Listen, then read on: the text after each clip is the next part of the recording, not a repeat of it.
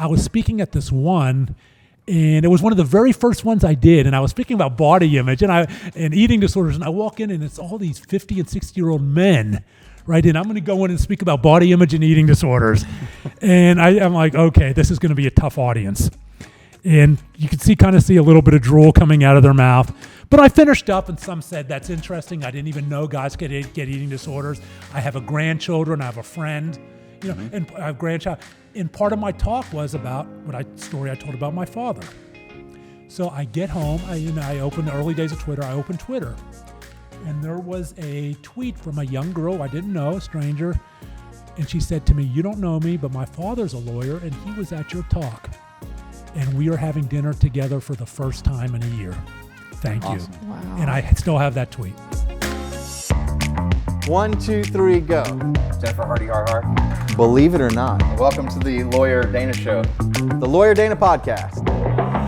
Wow, we have a lot to talk about. And we're going to do it right after this.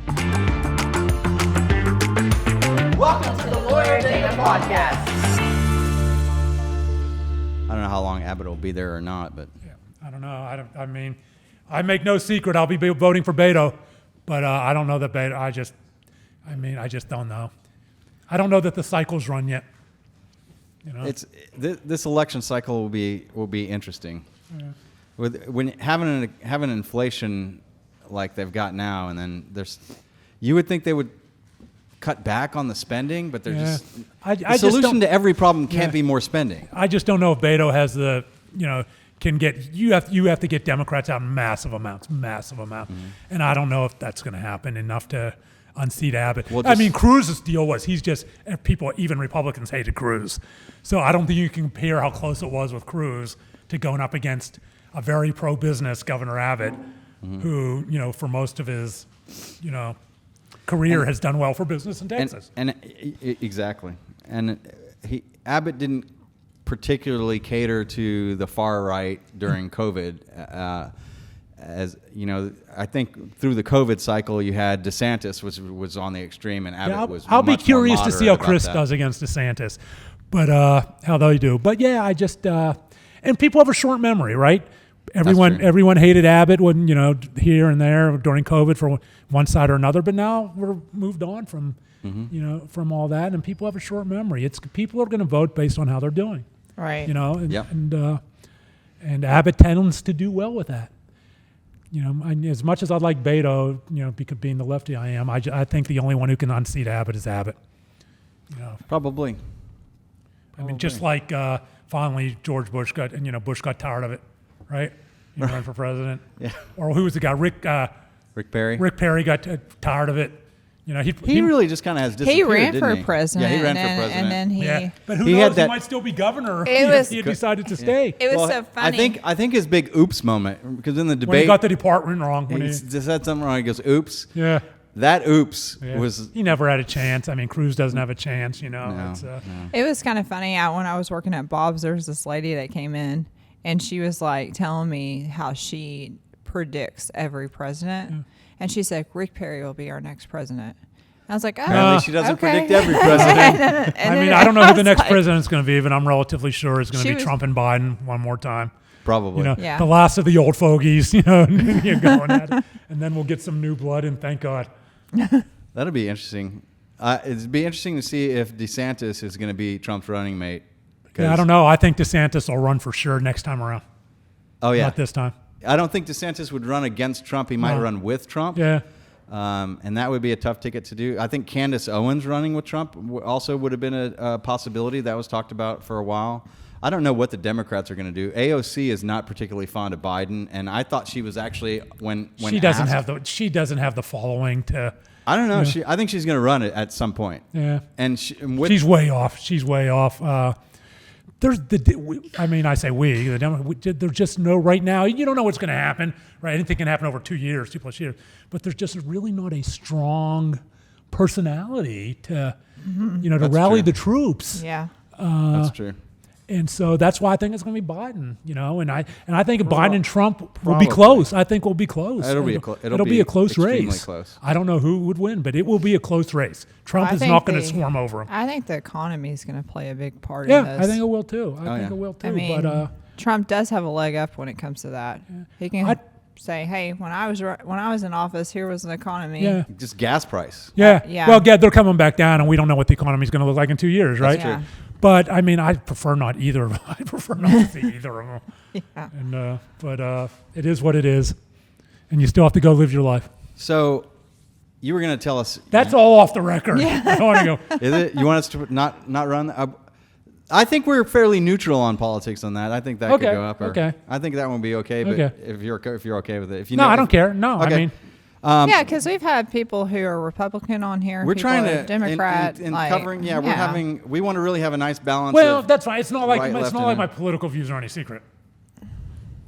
But I want to hear about. You said you had a funny candle room story. You also said you had a funny DWI story. Oh, sure. So one night, I'm in the candle room, and I walked in there already just obliterated with a buddy of mine. Coked out and drunk. So we're sitting at a table, and in the candle room, we were so brazen. We would get a group of us, or not the candle room, this was Sense. This was at Club Sense on Henderson. It was, do you remember that? No, It was I don't very know that popular at the time, back in the day. Yeah. And we would literally crowd around the circular table, put the cocaine on the table, and all cover up and do it right there, right in the Wow. Oh wow. we were so brazen. And so I stand up to go to the bathroom, and I'm wobbling. I can barely stand. And I unzip my pants and pull out my extremity before I get to the bathroom. Oh no. So, I hate when that happens. and I don't know, people are looking. So I get into the bathroom, and I'm urinating, and I'm not hitting anything. And I get it on my pants. I look down at my pants, and there is at least this big Ziploc full of white powder under the urinal. I look down, I look around, and I pick it up, I put it in my pocket, and I zip off this, and I go bolting out. And I go to my buddy, look what and we sit down, we sit down, and look what I found in there.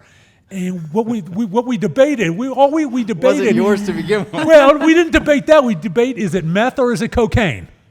Because I didn't want to do, I had my standards, right? I didn't want to do meth.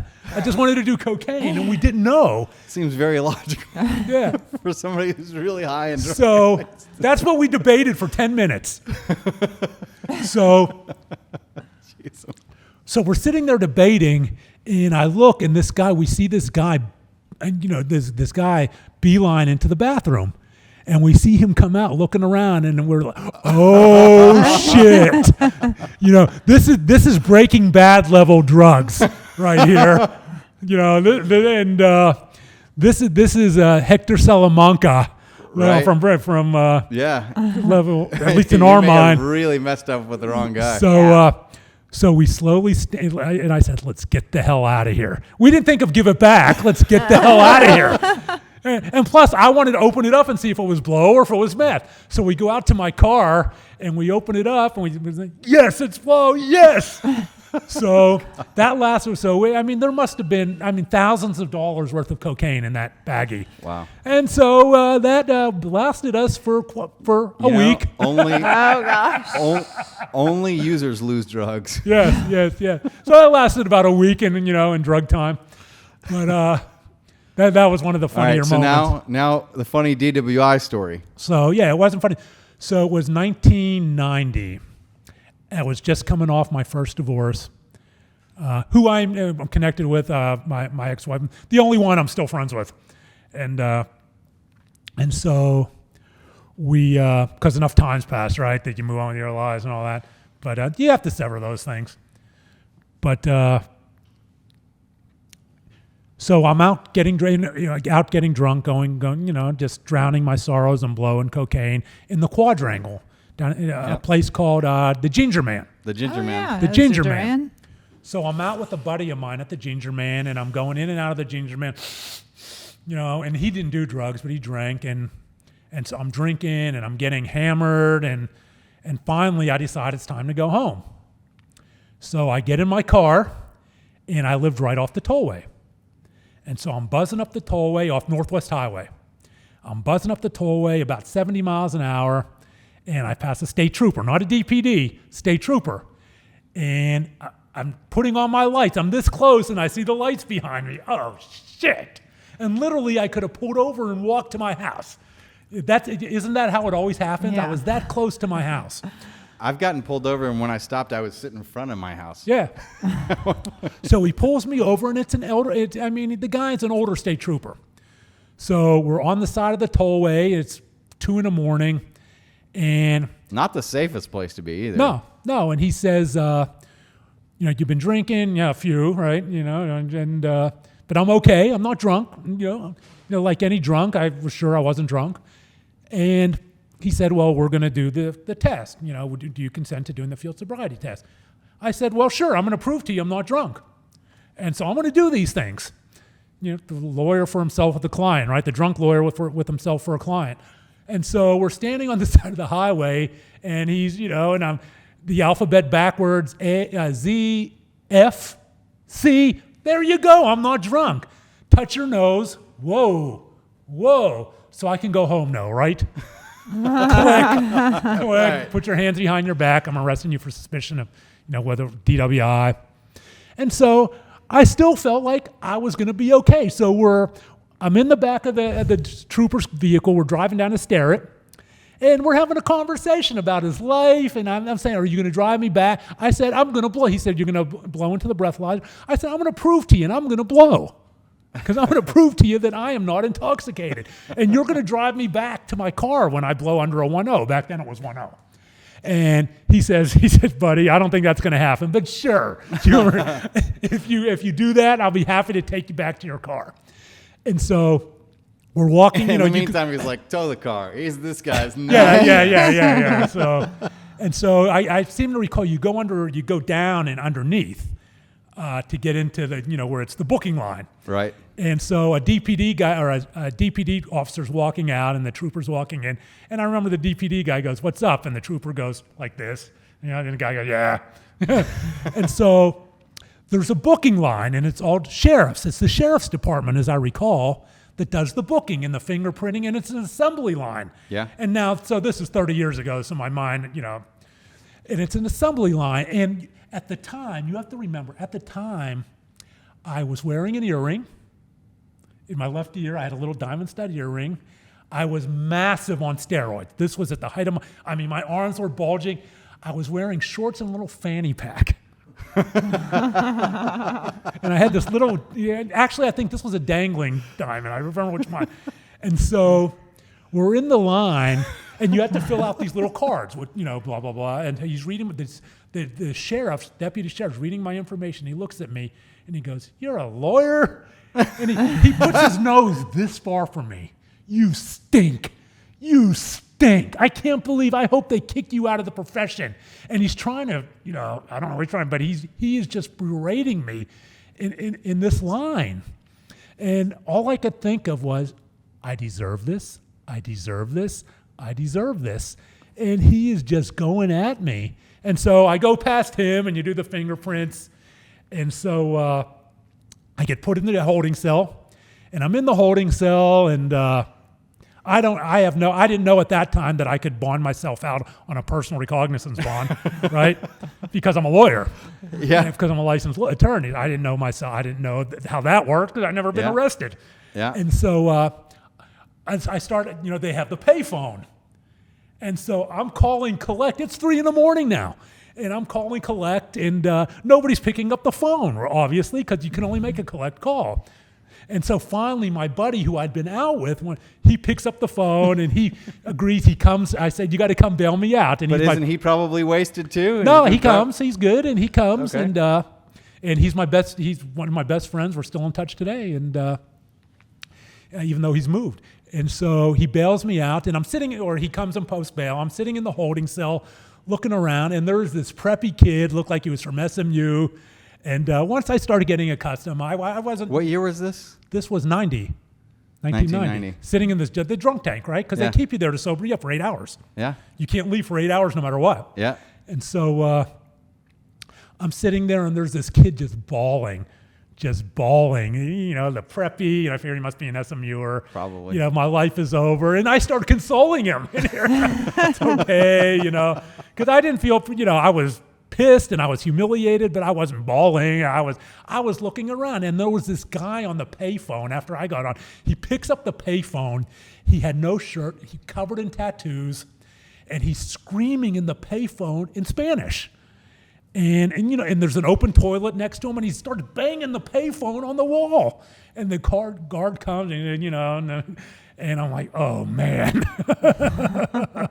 I don't want to know what that's about. Wow. But so they bring you into the video arraignment room, where everyone's seated in the pew benches. Yeah. For the video arraignment, the judge up there on the screen. Yep. Where they arraign you, and I didn't realize they were doing that as early as 1990. yeah.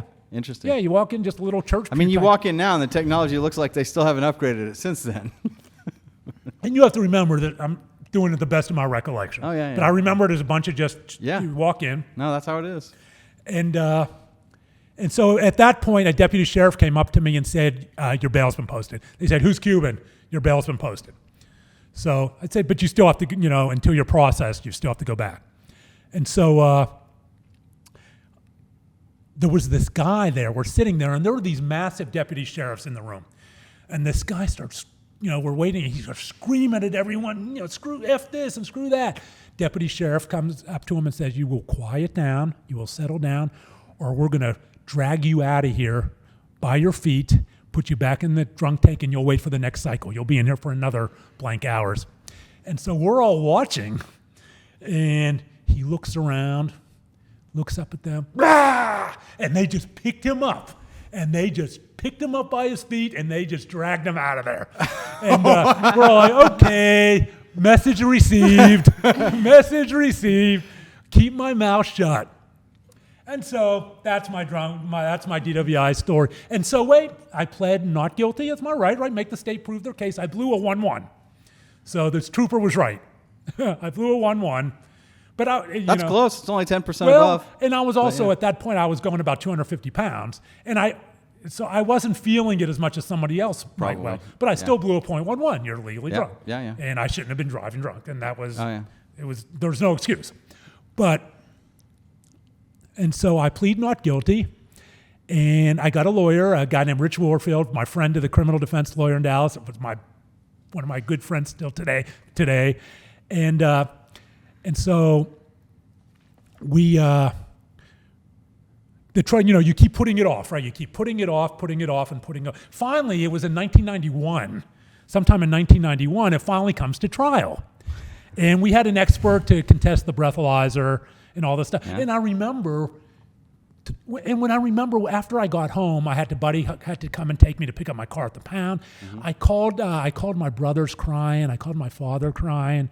And I was just so humiliated. And they're like, well, yeah, get a lawyer. You made a mistake. I was of counsel to a guy at a law firm. And he said, just get a lawyer. No one said, are you okay? You might have a problem. Just get a lawyer. And, Interesting. Which is why I always talk about compassionate community today, right? The value of are you okay? Yep. But so I show up for finally the day of trial arrives. I show up, and I'm waiting, and then they have the DA workroom, the ADA workroom next to the courthouse, next to the chambers. Mm-hmm. And so Rich comes out with a piece of paper, and he says, "Happy birthday early," or whatever it was. And I said, "What?" He said, "They dismissed the case." And I said, "What do you mean they dismissed the case?" "They dismissed the case." And I said, "What happened?" He said, "Well, I'm not really sure, but I think they couldn't get a hold. The state trooper wasn't going to come. And there was some scuttlebutt that I don't know that he had retired. And he went back to wherever he lived, and they just were having all kinds of trouble. They could have subpoenaed, I don't know how that works, but I guess they could have subpoenaed, but getting him back to testify. And so they decided just to dismiss the case without prejudice again, without prejudice. And so I said, "Thank you." He said, "Don't thank me, thank them." And he points to the lawyers in the DA workroom. So I look in there and he was kidding, and I didn't know it. I waved it. I said, "Thank you." They looked at me like I forget what floor we wanted to were kill on. you. Like they wanted to throw me off the floor. He pulls me back by my suit collar and says, "I was kidding. Get out of here before they refile." That's without prejudice. Oh yeah, So that's exactly. my DWI All right, so story. our word of the day today that I'll do is without prejudice. Without prejudice means they can just refile it right here. It's not really, it's dismissed for now, Yeah. and after the statute of limitations passes, then maybe you'll be in the clear. But without prejudice means they can just restart it at any time. Yeah, With so- prejudice means that it's done. They can't Yeah. refile it. It's over. Final deal. Yeah, and Rich said to me, yeah. "Look," afterward he said, "Look, they can refile, but nobody was hurt. You know, nobody was hurt, and it's just not going to be worth a their lot time." of DWI firsts are kind of like you mentioned earlier, which it's somebody who something bad happened. They made a bad decision once. They're never going to do it again. They're going to take plenty of corrective measures. Those are the type, because for the first 5 years of my career, I did some criminal defense. I learned how to try criminal cases at the SMU Criminal Defense Clinic, and so I would take those cases because I knew how to do them competently. And the people that I was representing, that's the type of person I Yeah, but represented. unfortunately for me, that was a deterrent for about 2 weeks, right? Until it got into the rearview mirror. Because I went through, Yep. I'm never going to drink again. I'm never going to do blow again. I'm so ashamed. And that lasted about 2 weeks. Yeah. And then it got in the rearview mirror. That was a one-off. Yep. Right? And I cannot tell you how many times I have snaked my way through coming up from, where the Knox Henderson or wherever we used to party. I was a big doing blow in the Hotel Zaza, doing blow in the Hotel Oh, yeah. Zaza bathroom. Was that you and everybody else that ever used the bathroom at Zaza. Yeah. So, and we would snake our way through Highland Park, just high on cocaine, which when you think about it, is the worst possible place to snake your way through, right? Oh, yeah. Because they don't play.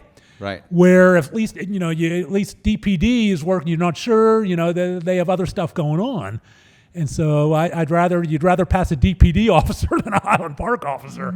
And so, but we shouldn't have been obviously driving. I was just so many bad judgment mistakes, and as we see when people are struggling with addiction, and I could have killed somebody. I could have been killed, and I'm fortunate that I didn't. I'm very fortunate because I have a lot of friends who have, I have friends who are no longer alive. I've lost friends to overdoses. Like I said, I have friends who have been to prison, friends who are still in prison. And it could have been me. Well, we're glad it's not. Yeah. Yeah. All right, so some interesting wrap-up things. What's your mission now? My mission is to help anyone I can through the sharing of my story, one person at a time. That's it. Do the next right thing, hopefully change one life. Make a positive impact. And I do that.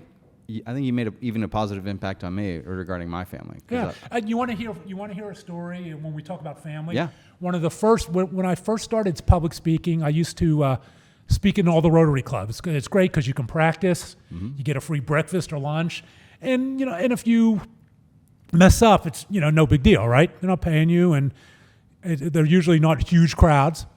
It's after I wrote Shattered Image, my very first book. And Sherry Garcia, who we talked about, was helping me get in all these different Rotary clubs.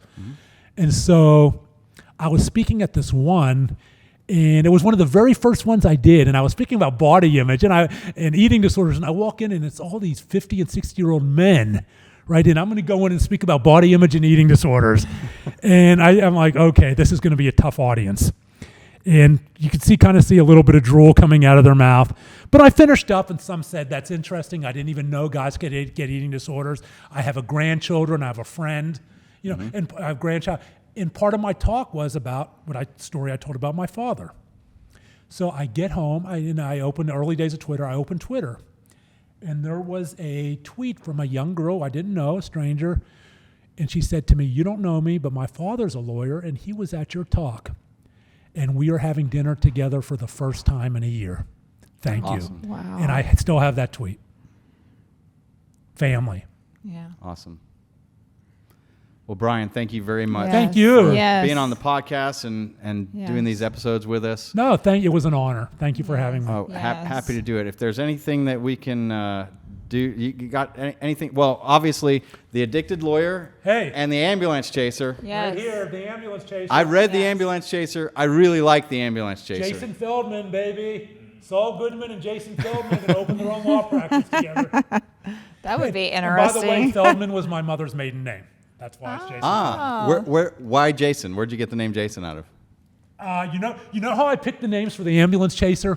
I opened up my high school yearbook, went to the senior pictures, closed my eyes, and went boom. That's awesome. And I just good way to do it. And Yeah, I just strung names together, strung first and last names together. Other than Feldman, which is in honor of my late mother. Oh, that's And this book is also dedicated, if you saw it, to my late mother.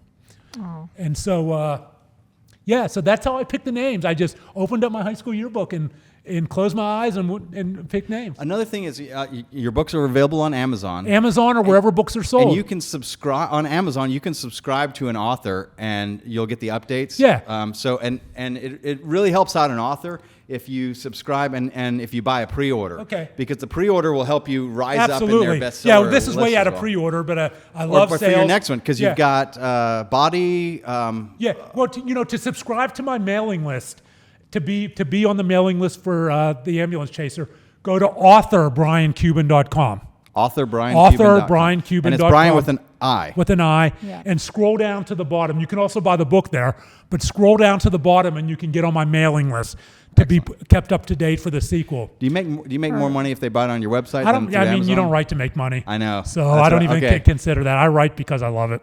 Perfect. And so, I don't worry about that. But obviously, I love to sell books, and I love when people tell me they enjoy it. Yep. And we've sold enough that we are now into the second printing, That's excellent. which is Okay. good because You I get really to, are a great author. Because I misspelled Juilliard, and I get to fix that in the second printing. But wait, what's Billy Joel's song do you want me to sing? Oh yeah, we got to do this. Yes. Let me. Okay. Brenda, you. I can't. Well, let me. You know what? I can't ask. So Can let's you just. do Uptown Girl? Nah. It's 9 o'clock on a Saturday. The regular crowd shuffles in. There's an old man sitting next to me, making love to his tonic and gin. He says, "Son, can you play me a memory? I'm not really sure how it goes, but it's sad and it's sweet, and I knew it complete when I wore a younger man's clothes." Thank you. Thank you. And that was Thank you very much. that was in a lower key than I normally sing it because I didn't want to risk my voice cracking since I'm not warmed up. That was great. Thank you so Thank much. you. And we'll Yes, see thank you you, on the next Brian. episode of the Lawyer Dana podcast. Yes, like our page, subscribe. Thank you very much. The Lawyer Dana Podcast.